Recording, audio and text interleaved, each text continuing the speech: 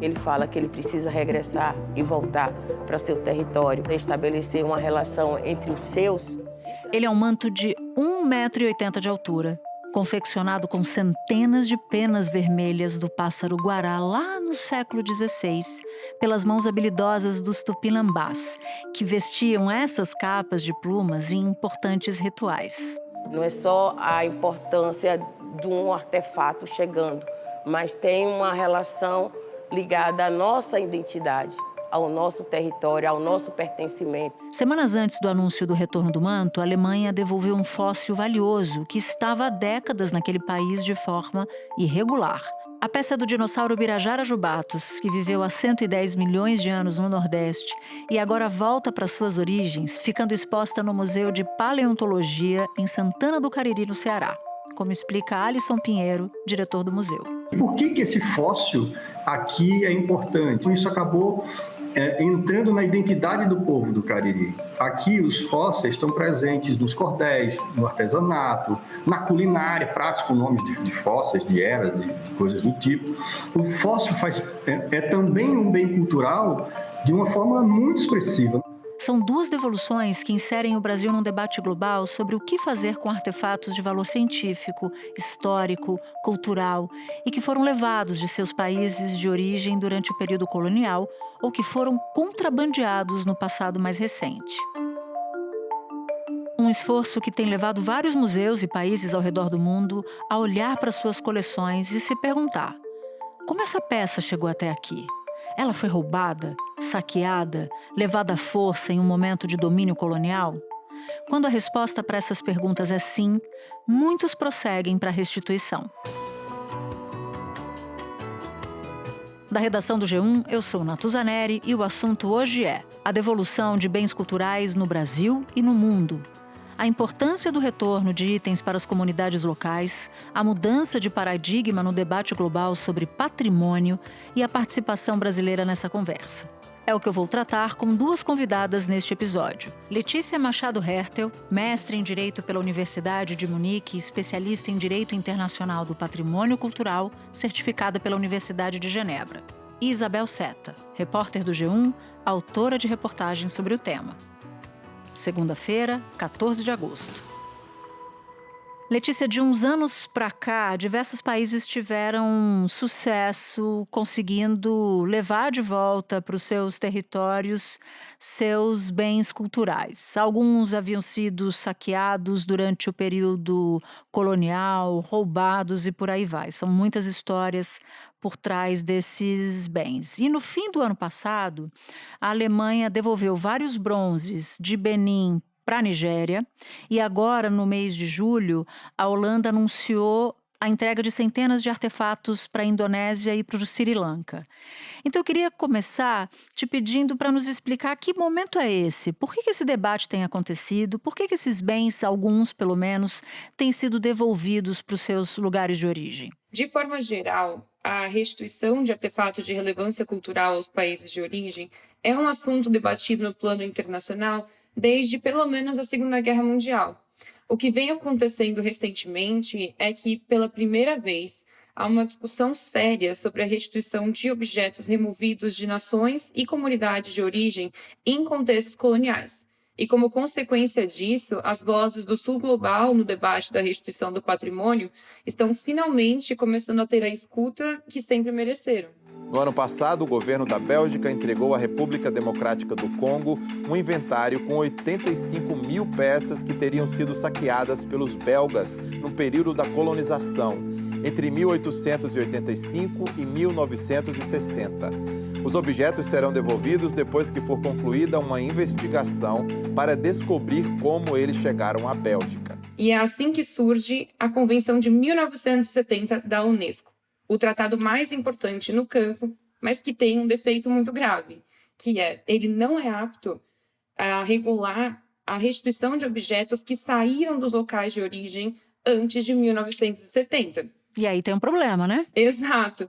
Inclusive, os países do Sul Global já haviam questionado esse tratado na época em que ele foi escrito, dizendo que esse tratado seria feito, mas que não resolveria a esmagadora maioria dos casos, que tem sim origem no contexto colonial, obviamente anterior ao ano de 1970.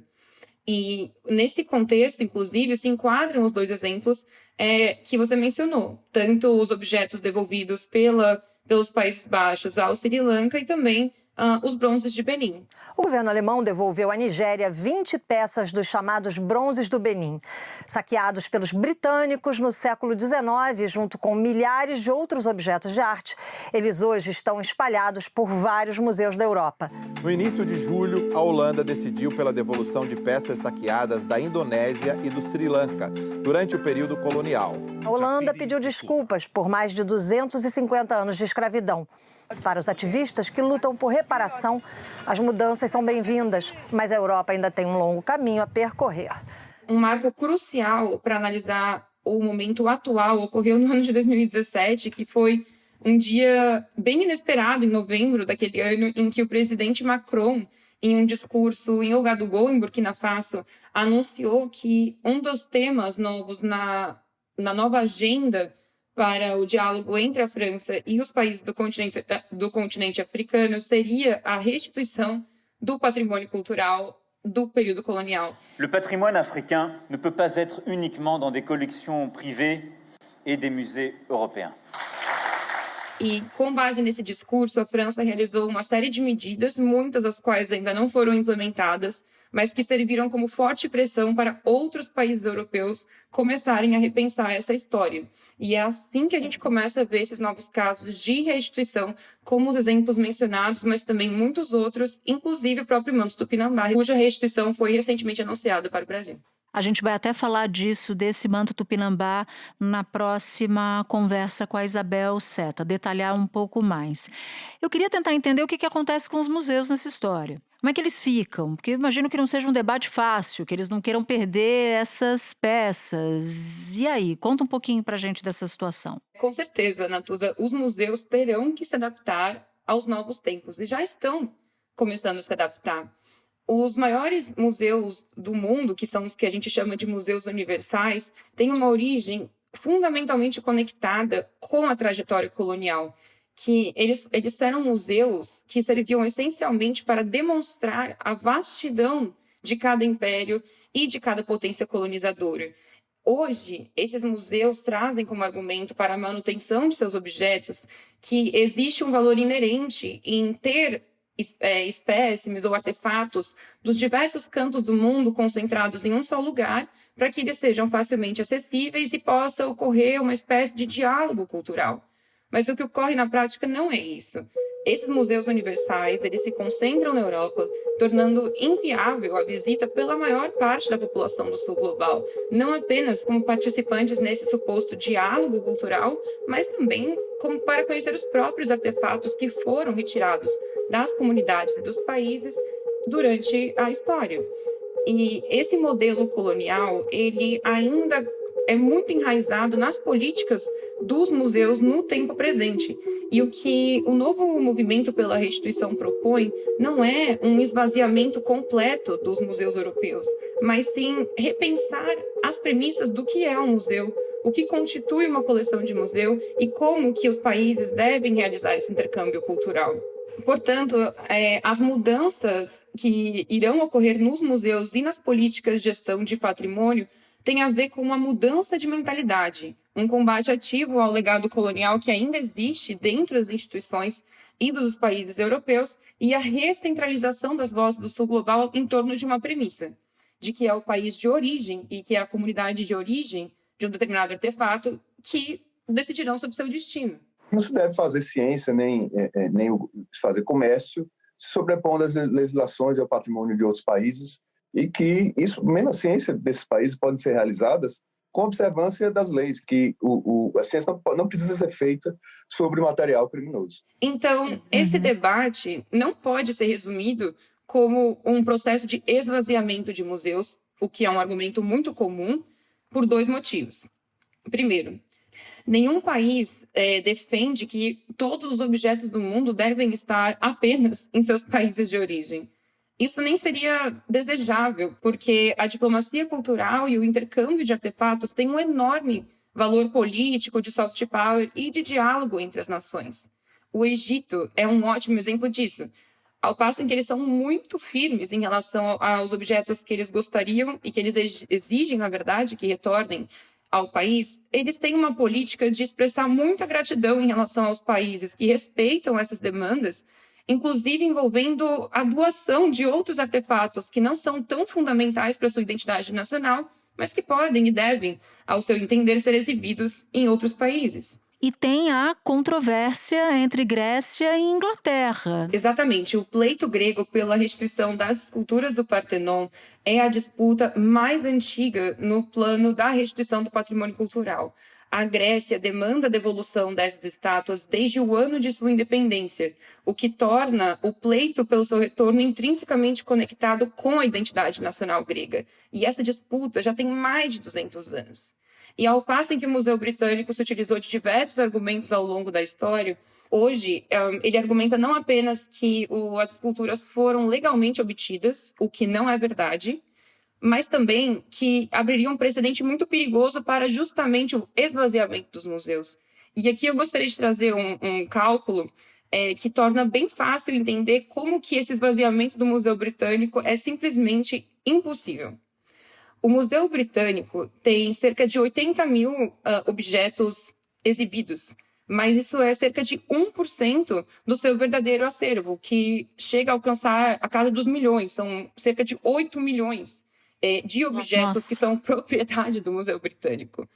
Para ter uma escala desse número, eu proponho sempre um exercício, que é, imagina que você fosse olhar por 1 minuto para cada atração, cada artefato no Museu Britânico e dedicasse 8 horas do seu dia, 7 dias por semana, todos os meses do ano, a essa tarefa. Apenas para esse 1% exposto já dá mais de meio ano.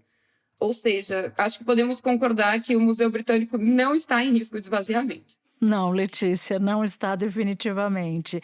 Letícia, te agradeço muito pelas explicações. Obrigada por ter topado participar aqui desse episódio com a gente. Agradeço muito pelo convite, estou sempre à disposição. Espera um pouquinho que eu já volto para falar com a Isabel Seta. Isabel Seta.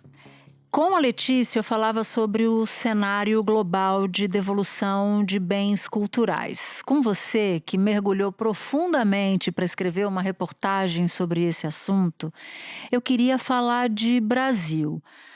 Nos explica, por favor, como é que o Brasil se insere nessa discussão de devolução de bens culturais para os seus lugares de origem? Então, Natuza, até pouco tempo atrás o Brasil estava meio alheio a essa onda de devoluções. O Brasil, diferentemente de alguns dos nossos vizinhos, não tem demandas famosas, casos de alto perfil, como se diz. O México, por exemplo, está há anos tentando que a Áustria devolva um cocar famoso, o cocar de Montezuma. Outro exemplo que eu poderia citar é o da Colômbia, que desde 2017, até por uma decisão da Suprema Corte deles, tenta reaver o tesouro de Quimbaya, que são várias peças de ouro que estão na Espanha. E, bom, quando eu comecei a me debruçar sobre esse assunto, até me surpreendeu que o Brasil não tivesse essas grandes demandas. Mas o que acontece é que o Brasil, como país, não sabe o que tem de origem brasileira espalhada nos acervos pelo mundo. Não existe um grande levantamento nacional, seja feito pelo governo, seja feito por alguma instituição, do que originalmente foi encontrado aqui e que hoje está lá fora. Mas isso, obviamente, não significa que não tem coisas nossas lá fora, porque tem um monte. Em 99, por exemplo, um estudo francês identificou quase 3 mil peças de origem amazônica que estão em coleções de dezenas de museus franceses. Os cientistas brasileiros chegaram cedo a este galpão, num distrito de Le Havre, a 200 quilômetros de Paris, e encontraram um tesouro. São 998 fósseis. Peixes, insetos como libélulas, escorpiões, grilos. Esse fóssil que pode ser de uma ave, plantas e até uma tartaruga filhote. E o Brasil ainda pode recuperar outros fósseis que estão espalhados por vários países, como Alemanha, Portugal e até Coreia do Sul. Em 2018, mais recentemente, teve até uma delegação franco-brasileira com especialistas indígenas, com acadêmicos, pesquisadores, que foi recebida em 2 museus franceses e identificou 15 coleções que tinham objetos com documentação incompleta e que eram associados ao povo caiapó, por exemplo. Então, assim, é mais uma questão de prioridade. Essa nunca foi exatamente uma prioridade brasileira. Agora as coisas devem mudar um tanto, porque o Brasil, pela primeira vez na história, conquistou um assento num dos principais comitês internacionais da ONU sobre esse tema, que é o comitê que garante que a Convenção de 1970 da Unesco está sendo cumprida. E eu conversei com fontes do Itamaraty, com acadêmicos, com especialistas no assunto, que dizem que esse assento significa que o Brasil agora vai passar a ter acesso a informações e a demandas numa área que antes a gente era muito coadjuvante. E uma das intenções do Brasil nesse comitê é, por exemplo, ampliar a lista de itens protegidos, para, por exemplo, incluir os fósseis que não são inventariados, ou seja, aqueles fósseis que não necessariamente estão lá descritos como parte de uma coleção, de um museu ou de uma universidade. E aproveitando que você usou a expressão fósseis, o Brasil teve conquistas importantes nessa área e eu queria que você contasse para a gente que conquistas foram essas. Tudo começou com a mobilização da comunidade científica brasileira pela devolução de um fóssil muito importante, que é o fóssil do Ubirajara jubatus, que é um dinossauro considerado um ancestral das aves, que viveu na região da Bacia do Cariri, que é um lugar que tem muitos fósseis e se estende por Ceará, Piauí e Pernambuco. O dinossauro Ubirajara jubatus viveu há cerca de 110 milhões de anos na região do Cariri. Pesquisadores levaram restos dele para a Alemanha em 1995. Esse fóssil, como eu falei, ele é muito importante para a ciência porque ele é considerado um holótipo, ou seja, é o fóssil que é usado como base para descrever toda uma espécie. É aquele fóssil que está mais completo e daí pode servir para os cientistas estudarem uma determinada espécie. E esse fóssil estava lá na Alemanha e até sair um estudo científico sobre ele em 2020, a gente nem sequer sabia que ele estava lá, a gente nem sabia que ele existia, isso também acontece bastante.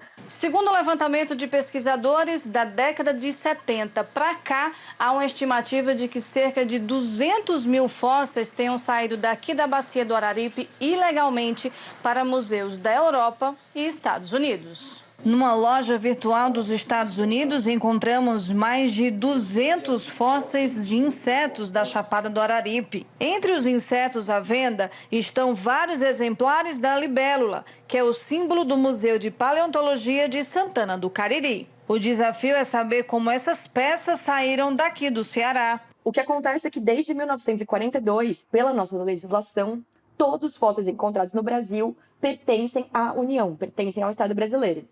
E mesmo a importação científica tem regras, precisa ser autorizada pelo Ministério da Ciência, precisa ter o envolvimento de pesquisadores brasileiros, e nada disso era o caso quando a gente fala do Ubirajara. Foi ficando bastante evidente que o museu onde ele estava na Alemanha não tinha como provar que tinha obtido esse fóssil de uma forma lícita, de uma forma regular.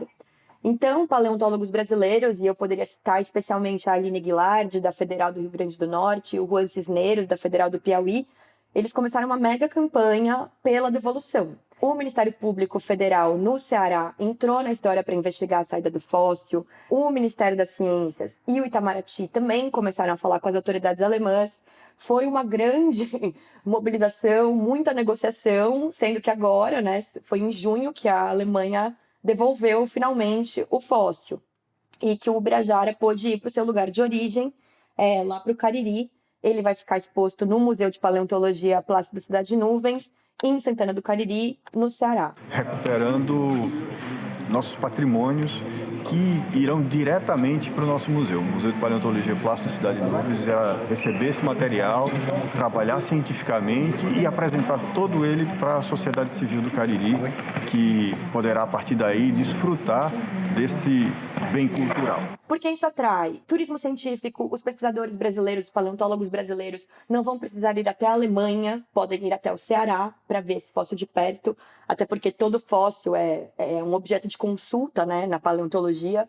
Atrai o turismo de forma geral, gente que vai ir visitar o museu, vai se hospedar na cidade, vai comer nos restaurantes. Isso ajuda a gerar renda para as comunidades locais, ajuda a desenvolver a região, e inclusive ajuda a ter uma alternativa para o contrabando, porque, querendo ou não, o contrabando às vezes é uma necessidade, econômica até. E, bom, toda essa mobilização pelo Ubirajara ajudou a destravar outras devoluções que estavam sendo negociadas, inclusive pelo Museu de Paleontologia Plácido Cidade de Nuvens, Antes mesmo do Birajara, da Alemanha anunciar que ia devolver, diante da mobilização que foi, os Estados Unidos, por exemplo, devolveram um fóssil de aranha que foi batizado em homenagem à cantora Pablo Vittar. A Itália devolveu um fóssil super valioso de um peixe que vale, assim, milhares de dólares.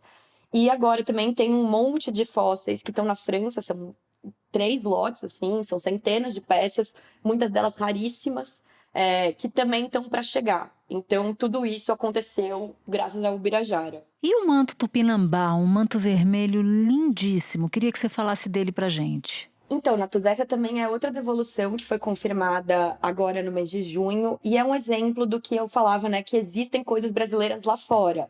A gente conhece, a gente sabe que são 11 mantos tupinambás conhecidos no mundo. E todos eles estão em museus europeus. Esse que vai voltar agora, quer dizer, vai chegar em 2024, mas que a devolução foi anunciada agora em junho, é o mais bem conservado de todos e ele vai ser devolvido pela Dinamarca, que vai doar para o Museu Nacional no Rio de Janeiro. É um dos 4 mantos que eles possuem no acervo. O manto é feito de penas vermelhas de guará, que é uma ave típica do litoral da Bahia. As penas são costuradas em uma malha por meio de uma técnica do povo indígena tupinambá. Ele mede cerca de 1,80 m com 80 centímetros de largura. Pois bem, este manto está há mais de 300 anos na Dinamarca. O manto tupinambá é apenas uma das muitas peças que o Museu Nacional da Dinamarca possui e que vieram do Brasil. No acervo do museu estão guardados mais de 2.000 objetos, a maioria trazida depois de expedições dinamarquesas à Amazônia. No caso do manto tupinambá, foi uma costura que começou com o embaixador brasileiro na Dinamarca, o Rodrigo de Azeredo Santos, e envolveu o Museu Nacional e, claro, em especial, a comunidade da terra indígena Tupinambá de Olivença, que fica no sul da Bahia. Eu conversei muito com a Glicéria Tupinambá, que é uma artista e antropóloga que vem fazendo todo um trabalho de reconhecimento desses objetos de origem tupinambá que estão espalhados em museus da Europa. Ela tem ido até os acervos para, como ela diz, escutar essas peças, ouvir essas peças, como inclusive ela fez com o manto, que agora vai voltar. No ano passado, ela visitou e pôde analisar o manto que está no Museu da Dinamarca. E aí o manto me disse que ele foi feito por mão de mulheres e que ele era portado por mulheres. Eu acredito no que o manto falou comigo, né? Que a gente tem esse outro lado, que as pessoas pensam só no material. E a gente tem uma coisa que ultrapassa isso. E esse envolvimento das comunidades que originalmente detinham esses objetos é muito importante, porque são elas que conhecem profundamente o significado, a história, o contexto em que essas peças eram utilizadas, a importância dessas peças, né? Por exemplo, a Glicéria me contou que um dos mantos tupinambás chegou a ser catalogado errado. O manto que estava em Bruxelas foi chamado de manto de Montezuma, como se ele fosse mexicano. Nossa. Por isso que é muito importante que os detentores originais dos saberes também sejam envolvidos nesse processo de catalogação, de pesquisa, né? Nesse sentido, o próprio Museu Nacional, depois da tragédia terrível, que foi o incêndio em 2018, tem feito um baita trabalho de recomposição do acervo etnográfico, do qual agora o manto tupinambá vai fazer parte, mas muito em diálogo com comunidades indígenas, com comunidades quilombolas. Você nos explicou muito bem do impacto social e econômico quando um bem cultural vai para uma cidade, né? Volta, quando ele é devolvido. Ele gira o comércio, ele movimenta o turismo, ele movimenta pesquisa científica, enfim, uma série de benefícios. Do ponto de vista simbólico, o que significa a volta desses bens ou de parte desses bens? Essa é uma pergunta importante e uma resposta difícil de dar, porque muitas vezes nessa conversa sobre a devolução do patrimônio cultural, a gente vê pessoas dizendo que é melhor que fique tudo fora daqui mesmo, que é melhor que fique tudo na Europa, porque o Brasil não tem condição de cuidar. É um debate complicado, porque a gente sabe do estado de penúria de muitas universidades e museus públicos, da falta de orçamento. É uma realidade, né? É uma realidade que é difícil de negar. E não há um consenso absoluto, mesmo entre quem trabalha com isso. Mas há também quem argumente muito que o retorno dessas peças provoca um ciclo positivo, dando condições das instituições onde essas peças vão ficar, de começar a pleitear mais orçamento, mais investimento. No caso dos fósseis, as peças estarem no Brasil possibilita que os nossos cientistas façam as suas pesquisas aqui, publiquem artigos científicos aqui, atraiam investimentos e prestígio para as nossas universidades, para a nossa ciência. São efeitos que talvez não vão ser percebidos logo de cara, mas que ao longo dos anos vão produzindo esse ciclo de valorização do nosso patrimônio, né?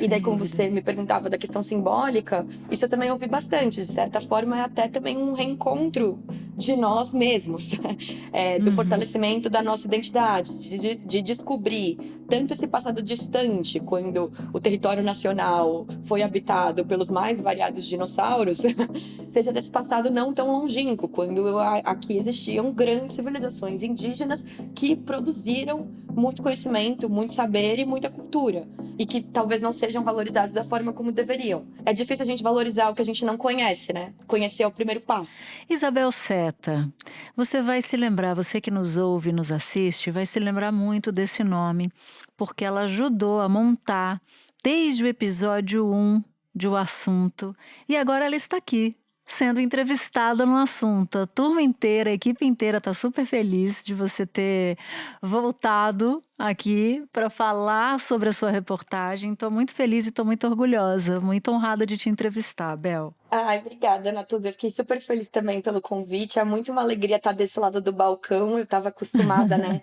a ajudar a colocar de pé, a fazer as entrevistas acontecerem. E foi legal ter a chance de ser entrevistada uma vez nesse podcast que, foi minha casa durante tanto tempo. Um prazer enorme estar aqui. Este episódio incluiu áudios da TV Cultura, CGTN África, Associated Press e France 24. Este foi O Assunto, podcast diário disponível no G1, no Globoplay ou na sua plataforma de áudio preferida. Comigo na equipe do Assunto estão Mônica Mariotti, Amanda Polato, Lorena Lara, Luiz Felipe Silva, Tiago Kazuroski, Gabriel de Campos, Nayara Fernandes e Etos Kleiter. Eu sou Natuza Neri e fico por aqui. Até o próximo assunto.